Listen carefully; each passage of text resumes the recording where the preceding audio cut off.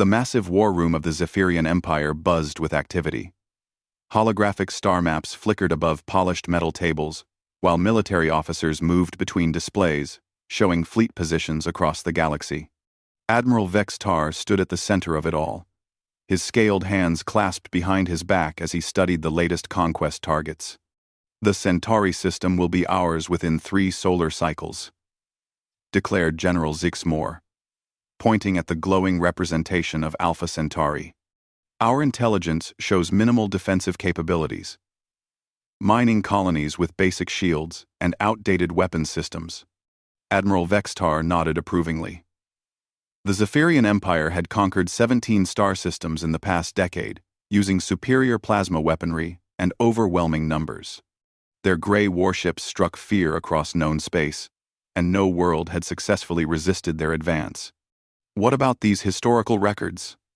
asked Commander Felnix, lifting a datapad. "Ancient archives mention a third world in this region, something called Earth, inhabited by creatures called humans." The war room fell silent for a moment before Admiral Vex Tar let out a harsh laugh. "Fairy tales and legends. Commander, our scholars dismissed those records centuries ago. Primitive stories told by weak species to comfort themselves. The descriptions seem detailed," Commander Felnix persisted. "References to blue skies, vast oceans, diverse climates, beings who walk on 2 legs, and somehow developed space travel, despite their biological limitations." General Zixmore waved dismissively. "Fiction. Nothing more.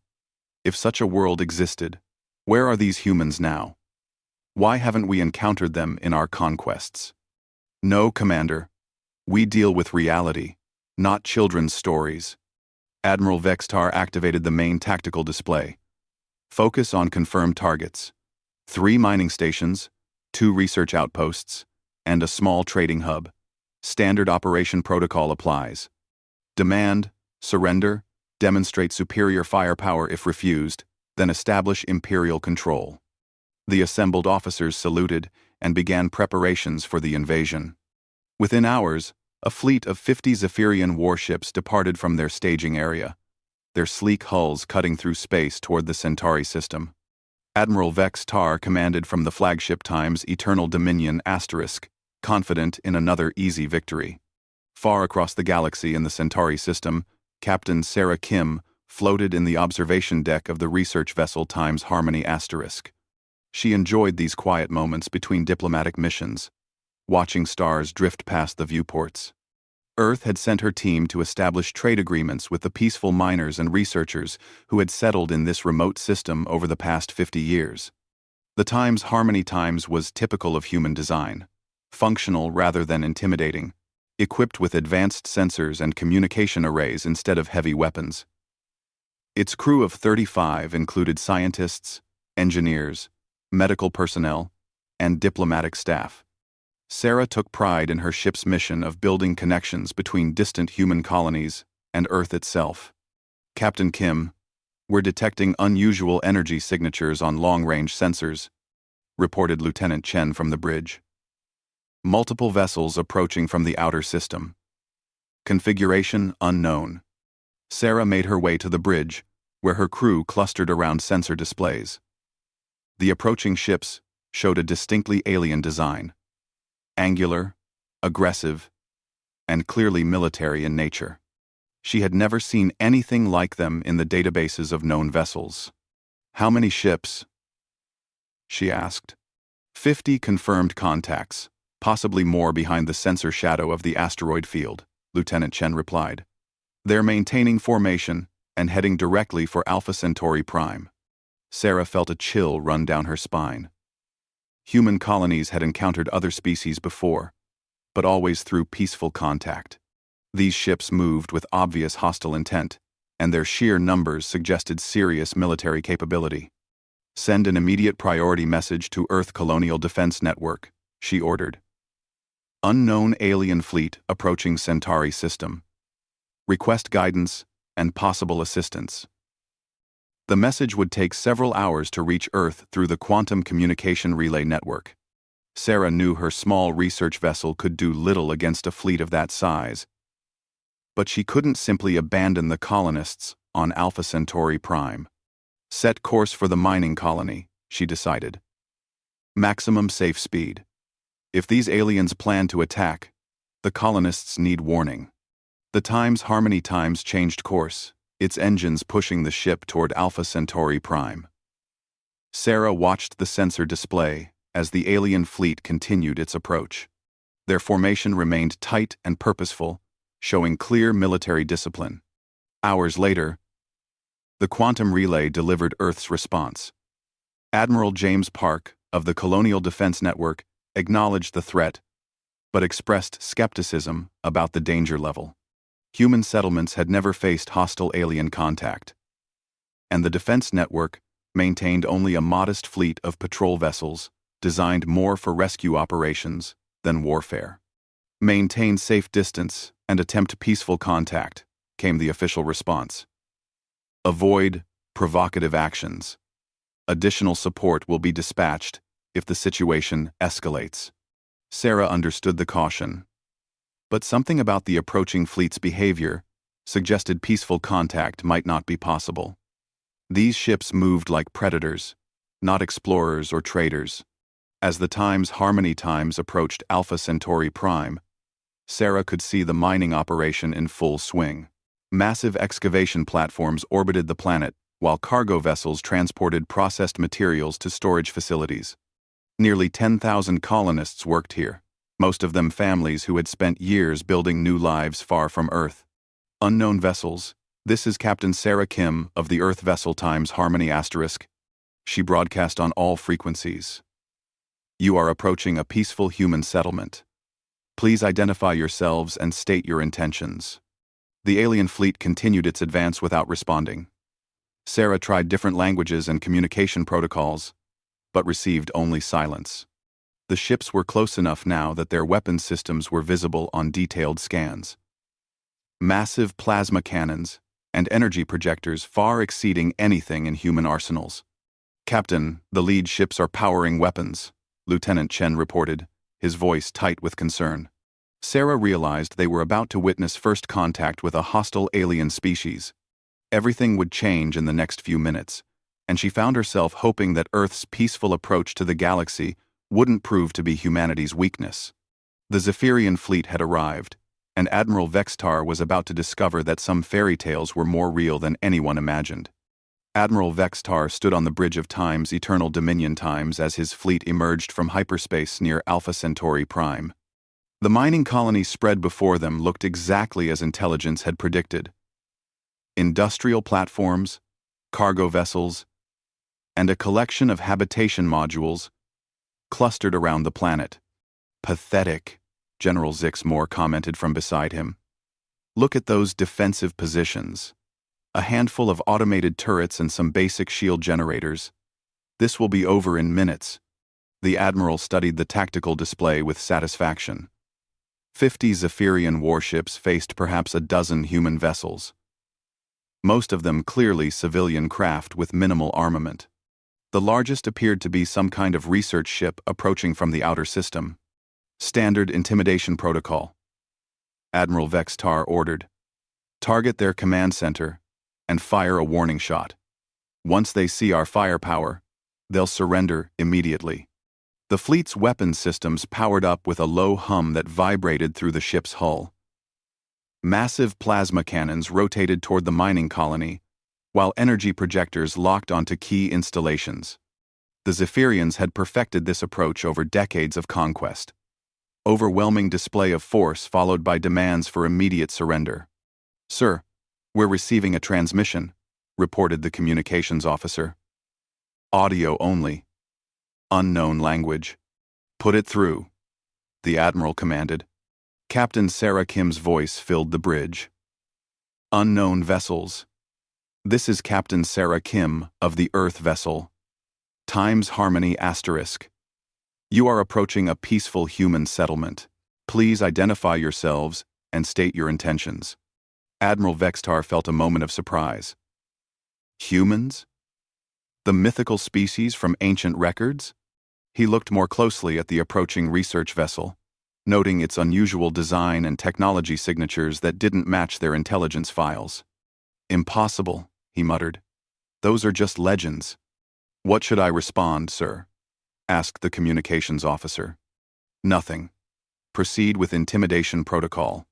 The Admiral refused to believe he was facing the legendary humans mentioned in dusty archives. These were probably some previously unknown species, using similar names. It changed nothing about his mission.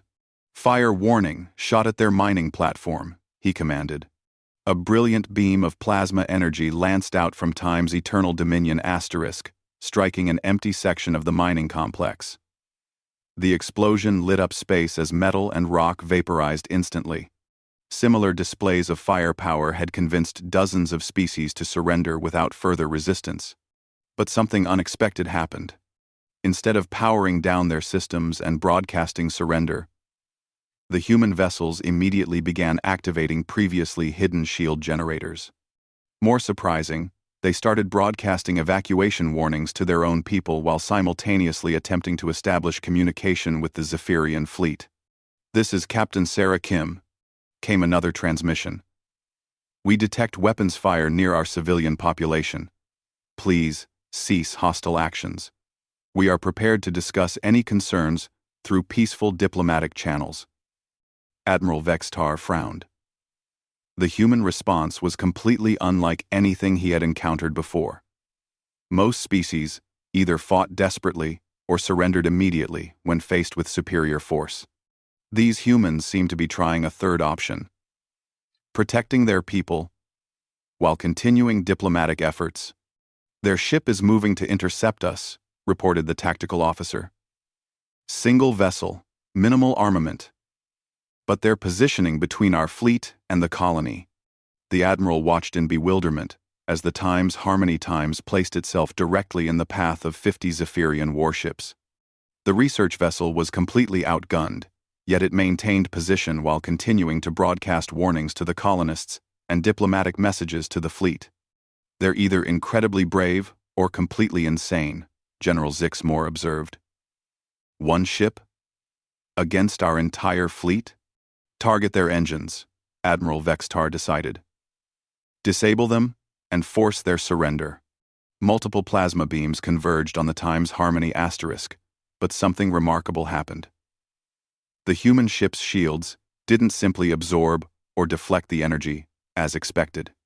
Instead, they seemed to adapt and redistribute the plasma discharge across their entire defensive grid, maintaining integrity despite the concentrated firepower. "How are they doing that?" demanded the Admiral. "Our weapons should have disabled them instantly." "Unknown technology, sir," replied the science officer. "Their shields appear to be adaptive, learning from our attack patterns and adjusting defensive characteristics in real time." Admiral Vextar felt the first stirrings of genuine concern. He had encountered many species with advanced technology, but nothing that could adapt this quickly to Zephyrian weapons systems. On the bridge of the Times Harmony asterisk, Captain Sarah Kim coordinated defensive actions while maintaining diplomatic efforts. Her crew worked frantically at their stations, routing power to shields and communications while monitoring the evacuation of civilian installations. "Shield efficiency at 78% and holding," reported Lieutenant Chen. "The adaptive matrices are compensating for their plasma frequencies. Keep broadcasting evacuation warnings to the colony," Sarah ordered, "and maintain open channels to the alien fleet. They might still be willing to talk." Dr. Jennifer Park, the ship's chief scientist and diplomatic advisor, looked up from her station. "Captain, our anthropological protocols suggest we're dealing with a conquest-oriented species. Their tactics indicate standard intimidation, followed by demands for surrender. Then they've never met humans before." Sarah replied grimly. "Continue evacuation coordination. We don't abandon civilians, no matter what." The Zephyrian fleet regrouped for another attack, but Admiral Vextar found himself studying the humans' behavior with growing puzzlement. They were clearly outgunned and facing certain defeat. Yet, they continued protecting their people while offering diplomatic solutions. Most species would have either fled or surrendered by now. "Sir," reported his intelligence officer, "we're detecting massive data transmissions from the human ship. They appear to be sending detailed tactical information somewhere outside the system." Admiral Vextar realized the humans were calling for help while simultaneously refusing to abandon their people. These weren't the actions of a primitive species mentioned in fairy tales. These were the actions of a civilization that placed the protection of others above their own survival. "Admiral," General Zixmore said quietly, "perhaps we should reconsider the ancient records. If these really are the humans from the archives, the stories mentioned something about their protective instincts and unusual technology." For the first time in his military career, Admiral Vextar wondered if the Zephyrian Empire had encountered something they weren't prepared for.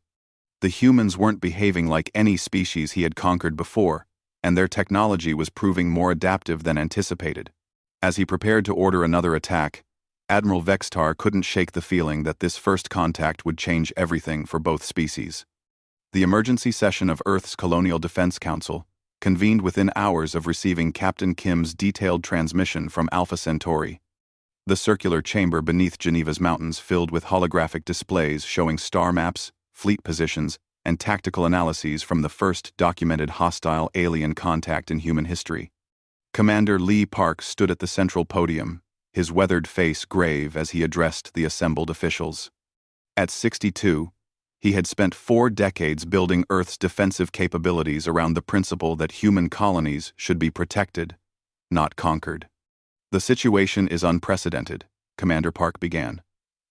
"Captain Sarah Kim's data confirms 50 alien warships of unknown design, currently engaging our research vessel at Alpha Centauri. Their technology appears militarily superior to our current defensive systems." Secretary Chen Wei leaned forward in her chair. "What are their demands? Have they attempted diplomatic contact?" "No demands, no diplomatic responses," Commander Park replied. "Their behavior suggests a conquest-oriented species following standard intimidation tactics. They fired on civilian installations without warning or provocation." The council chamber erupted in concerned murmurs. Earth's expansion into space had been built on peaceful cooperation and mutual aid between colonies. The concept of aggressive alien conquest was something from old science fiction stories, not reality. "What are our defensive options?" asked General Martinez from the Military Advisory Board. Commander Park activated a new display showing Earth's current fleet deployment. "Our colonial patrol vessels are designed primarily for rescue operations and piracy suppression. We have 37 ships capable of military action, but they're scattered across 12 star systems." "Surely that's enough to handle one alien fleet," suggested Secretary Chen. "Under normal circumstances, perhaps," Commander Park admitted. "But intelligence analysis suggests these aliens possess weapons, technology decades ahead of our current capabilities. Captain Kim's ship survived their initial attack only because of experimental adaptive shield systems. Dr. Anna Kim, Sarah's younger sister and head of the Humanitarian Technology Institute, stood to address the council. "I designed those shields specifically for rescue operations in dangerous environments. They're meant to adapt to various energy hazards, not military weapons. If they're keeping the Times Harmony Times alive against superior firepower, we need to understand why." Commander Park nodded toward Dr. Kim. "Your analysis of the tactical data shows something interesting about human defensive capabilities. The aliens appear confused by our response patterns," Dr. Kim explained. "Their tactics suggest they expected either immediate surrender or desperate combat. Instead, Captain Sarah prioritized civilian evacuation while maintaining diplomatic communications. This doesn't fit their apparent conquest model." Secretary Chen frowned. "Are you suggesting our peaceful approach is somehow an advantage?" "I'm suggesting," Dr. Kim replied carefully, "that our fundamental principles might be more effective against aggressive species than traditional military thinking would predict." Commander Park activated the main tactical display. "I'm implementing the Humanitarian Intervention Protocol. Instead of massing our fleet for direct confrontation, we're deploying mixed units, medical ships, engineering vessels, and defensive craft operating together. General Martinez looked skeptical. That's not a military strategy, Commander. That's a rescue operation. Exactly, Commander Park said firmly. We're not conquerors trying to defend territory. We're protectors trying to save lives. That changes everything about our tactical approach.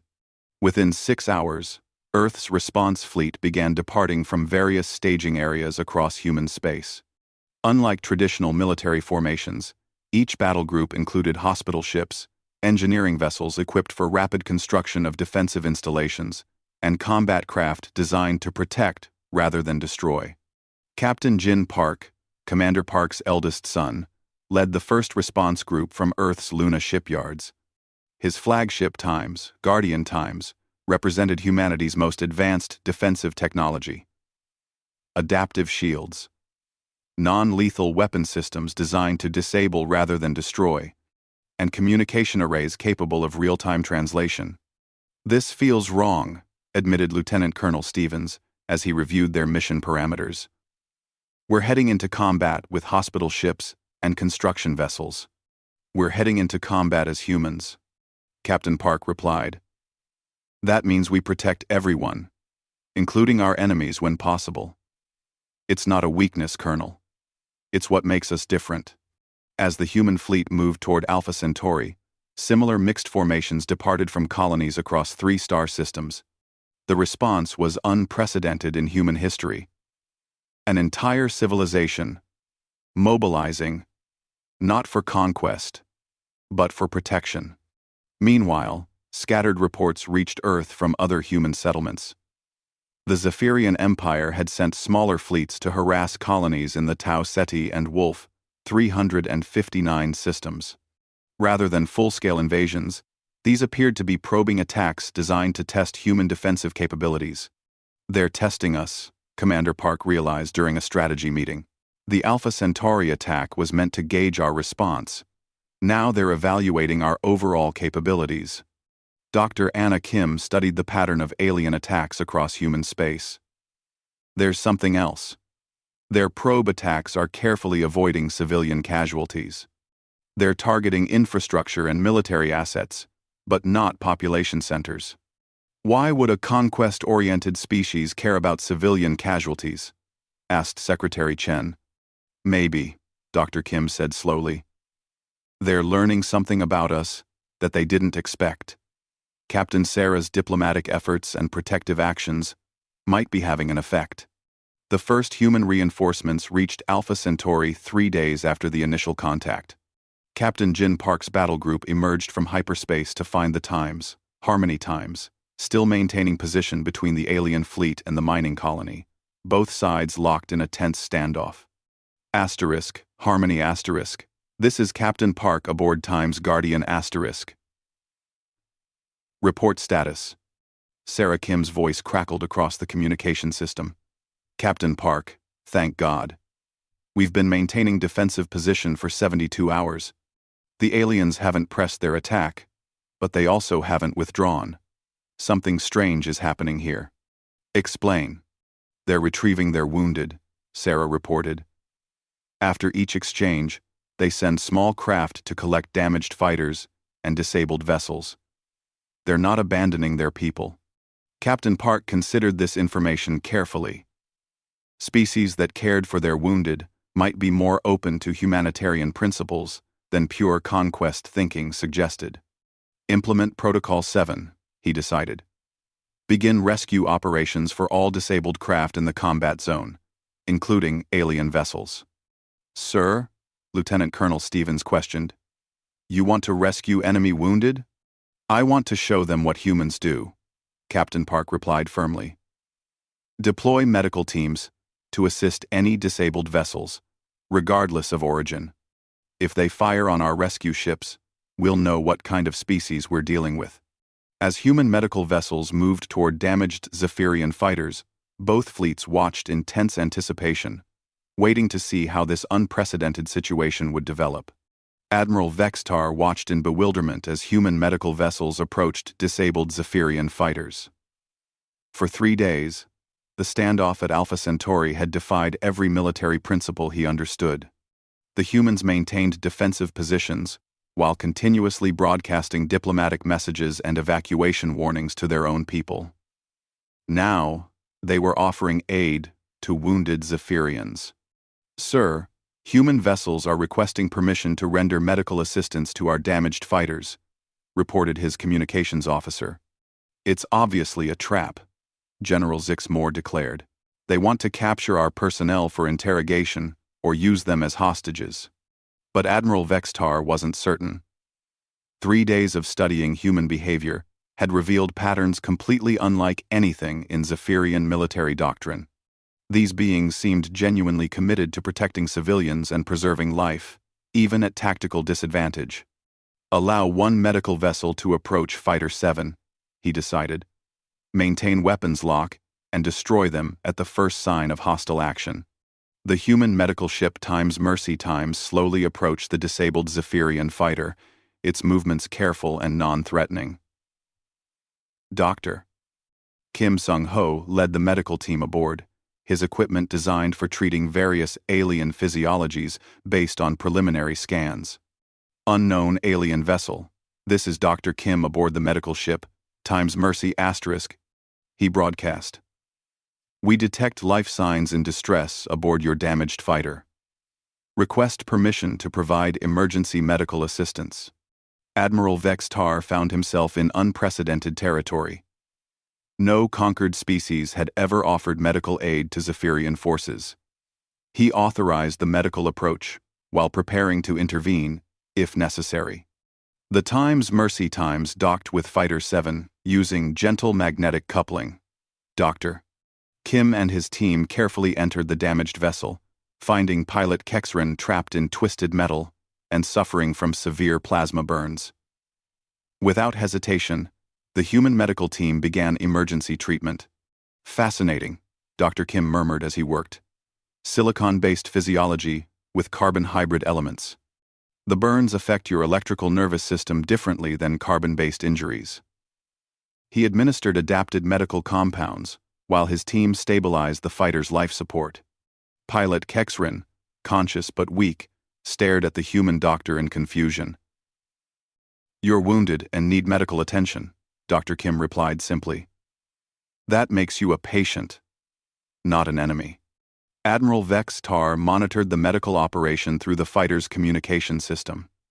The humans worked with obvious expertise and genuine concern for Kexrin's survival.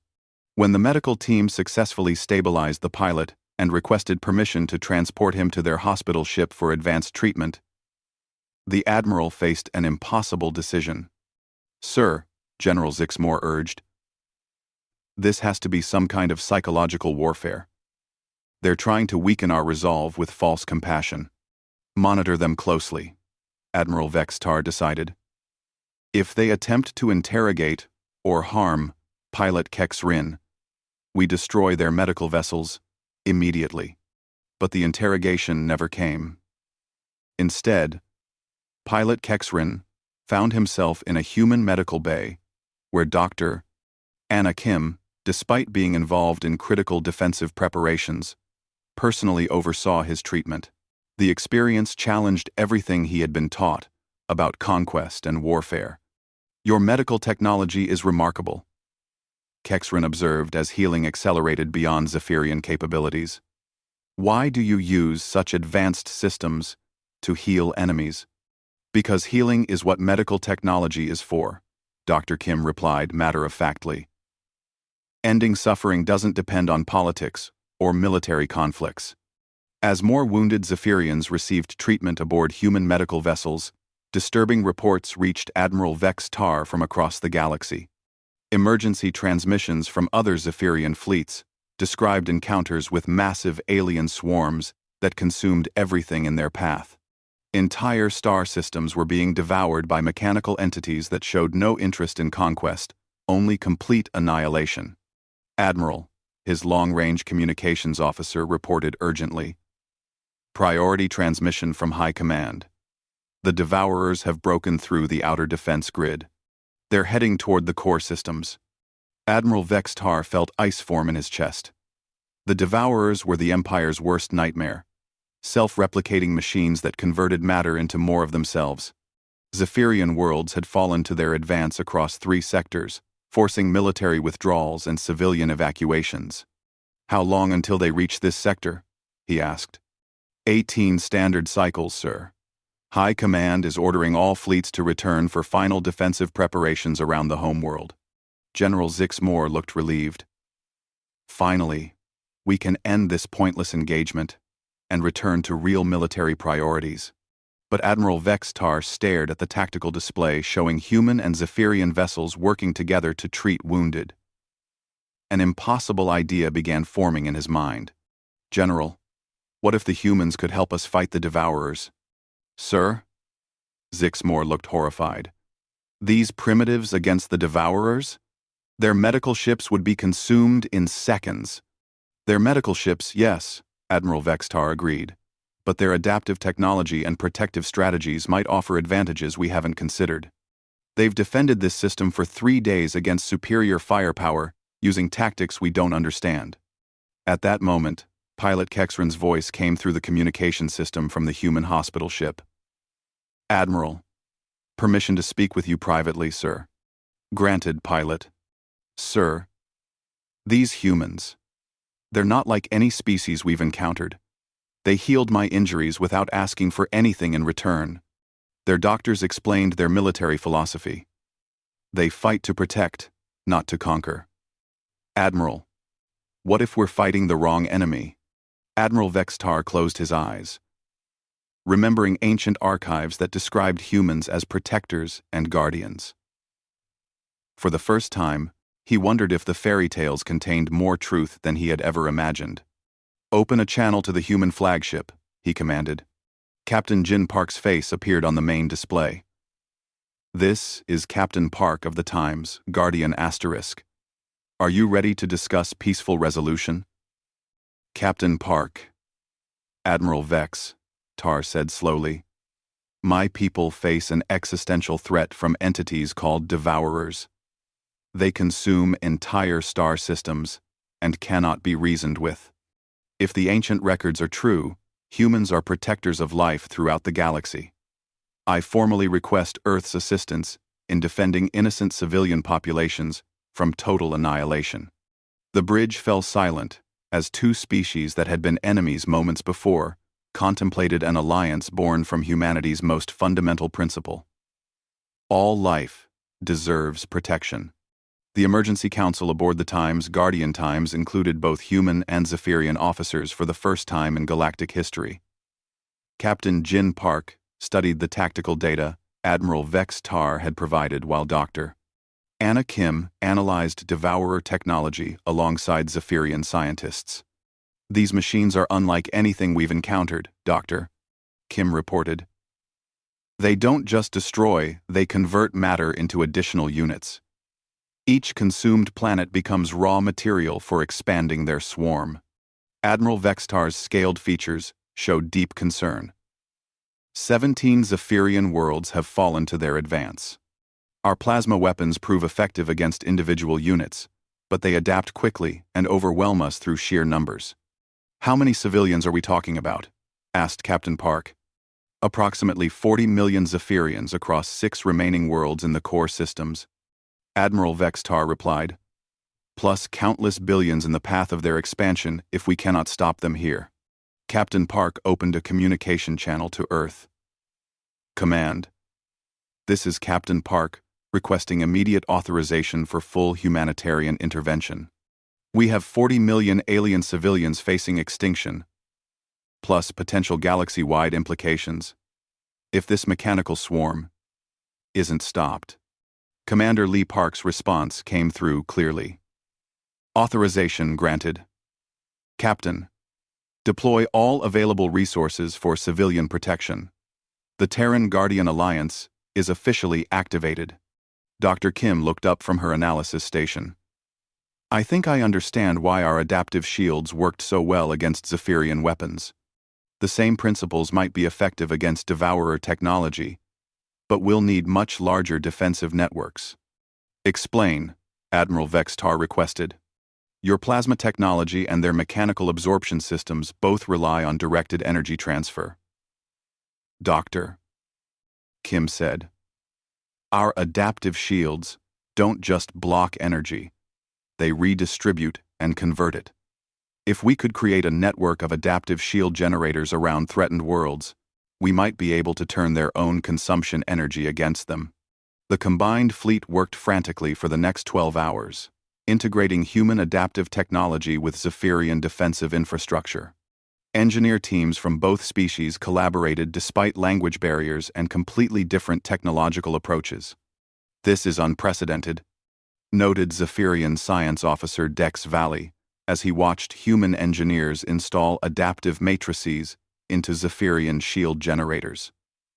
Our technologies shouldn't be compatible.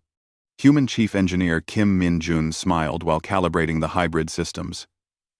Engineering problems don't care about politics. Matter and energy follow the same laws everywhere. The first test came sooner than expected. Devourer scouts appeared at the edge of the system, their dark, mechanical forms unlike any natural spacecraft. They moved with purpose toward Alpha Centauri Prime, drawn by the large concentration of matter and energy. Contact in 6 hours, reported Lieutenant Chen from the Times Harmony Asterisk. Long-range scans show 12 scout units, each approximately the size of our patrol vessels. Admiral Vex Tar positioned his fleet in traditional defensive formation, but Captain Park suggested a different approach. Admiral, what if we let them come to us? Draw them into the adaptive shield network, where our combined technologies have the best chance of working. Allow enemy units to approach our defensive positions. Admiral Vextar looked skeptical. That violates every military principle I know. But we're not just defending territory, Captain Park explained. We're protecting civilians. Sometimes the best protection means taking calculated risks to ensure enemy forces engage where we're strongest. The combined human Zephyrian fleet waited as Devourer scouts approached Alpha Centauri Prime. The mechanical entities moved with eerie coordination, their forms shifting and adapting as they encountered new obstacles. But when they reached the adaptive shield network, something unexpected happened. Instead of simply absorbing energy and matter as usual, the Devourers found their consumption mechanisms disrupted by the constantly shifting shield frequencies. The adaptive technology, designed to protect against energy hazards, began converting the Devourers' own absorption fields into defensive barriers. Remarkable, Admiral Vextar breathed as he watched the tactical display. They're being contained by their own technology. Dr. Anna Kim monitored the shield network from her station. The adaptive matrices are learning from their absorption patterns and creating interference resonances. We're essentially making them too inefficient to maintain cohesion. But the victory was temporary. Main Devourer forces appeared at the system's edge, thousands of mechanical entities that had learned from the scout encounters. They approached more cautiously, their forms already adapting to counter the shield network. This is the real test, Captain Park announced to the combined fleet. Remember, we're not trying to destroy them. We're trying to protect everyone, including Zephyrian civilians throughout their territory. The Battle of Centauri's Edge lasted 18 hours. Human medical vessels worked constantly to treat wounded from both sides, while engineering ships reinforced defensive positions and evacuated civilians to safer locations. Zephyrian plasma weapons, guided by human targeting systems, proved remarkably effective against Devourer units that had been slowed by adaptive interference. Most importantly, the combined fleet fought as unified protectors rather than separate armies. When Zephyrian vessels suffered damage, human repair ships immediately responded. When human adaptive shields failed, Zephyrian plasma batteries provided covering fire for evacuations. Captain Park, Admiral Vextar called during a brief lull in the battle. My tactical officers report that your evacuation procedures have saved approximately 3,000 Zephyrian personnel who would have been lost under standard military protocols. That's what we do, Admiral, Captain Park replied simply. We protect life. The turning point came when Dr. Kim realized the adaptive networks could be reconfigured not just to defend, but to actively redirect devourer energy into useful applications. The machines that had consumed 17 worlds suddenly found their own matter conversion processes being used to restore damaged infrastructure and generate resources for refugee support. "We're not just stopping them," Dr. Kim reported excitedly. "We're making their destructive capabilities constructive. They're being forced to rebuild instead of consume." As the last Devourer units retreated from the system, Admiral Vextar formally requested Earth's protection for all Zephyrian civilian populations. The Empire's military doctrine was wrong, he admitted to the assembled crews. Conquest creates enemies. Protection creates allies. 6 months later, the Terran Guardian Alliance included 47 species from across the galaxy. Earth had become the defensive heart of a growing coalition based on humanity's fundamental principle. All sentient life deserved protection. Captain Sarah Kim, now promoted to Admiral and Director of Galactic Humanitarian Operations, stood in the observation deck of the new headquarters station orbiting Earth. Through the viewports, she could see vessels from dozens of worlds working together on rescue missions, scientific research, and defensive preparations. "The fairy tale came true after all," she murmured, remembering Admiral Vextar's words about ancient legends. Earth had become exactly what the old archives described: a world of protectors and guardians, proving that sometimes the most powerful force in the galaxy isn't superior weapons or advanced technology, but the simple determination to preserve life and defend those who cannot defend themselves.